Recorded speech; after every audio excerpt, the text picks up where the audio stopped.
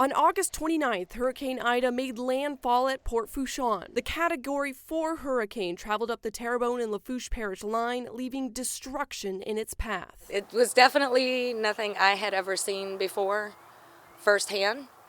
We're used to hurricanes, but I had never seen anything as catastrophic. Chief Sherelle Parfait Dardar leads the Grand Caillou Dulac Band of the Biloxi Chitimacha Choctaw tribe. There are about 1,000 people in her tribe that live in the remote reaches of Terrebonne Parish that are the gateway to the Gulf, right on the front lines of Ida's path. Now the tribes are looking to the state to have a pre-disaster plan in place for their community. We're highly concerned, that if we get hit with another hurricane this storm season, what are people going to do? In a letter to GOHSEP, the chief details the challenges the entire southern coast face, as well as the unique issues the tribe deals with. The crux of the issue is temporary housing after a devastating storm. People were living in tents or the rubble of what their home was for weeks until they could get into temporary housing after Ida. We're pleased with the ability of our program to have met the need as quickly as we could. There certainly are lessons to be learned and things to get better. For the first time, FEMA granted permission to GOHSEP to create their own trailer program to help speed up the process. But getting in contact with the state or FEMA was nearly impossible,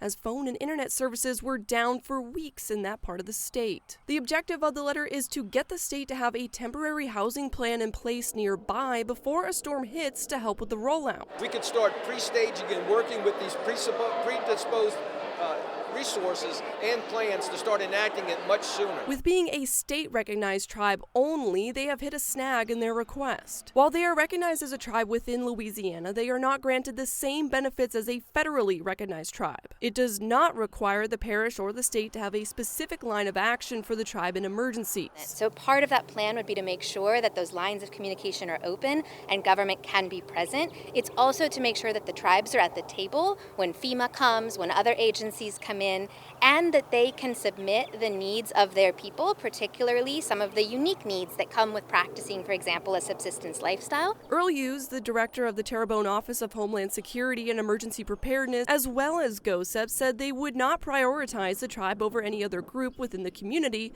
and they would be treated the same as everyone else. We look at them as a partner and an advocate, and don't necessarily want to recreate the wheel in terms of what that looks like, but we're going to work with them as a partner just like we would anyone else. Representative McGee and Representative Zerang say the tribe should be allowed to have a seat at the table. There should be some recognition of how the tribes are special communities with unique needs. It's a priority to the communities who live in the most sensitive area of the parish and the state, and I think we need to take a look into that and show both the cultural sensitivity to, but the realization of they are on the front lines of this. The chief said there has been conversations with the state and the parish in the past about this kind of plan, but they had fallen off. She worries that with the strong storms bearing down without enough time and resources to recover, it will force the tribe and surrounding communities to leave their homes for good. We've been here for hundreds of years.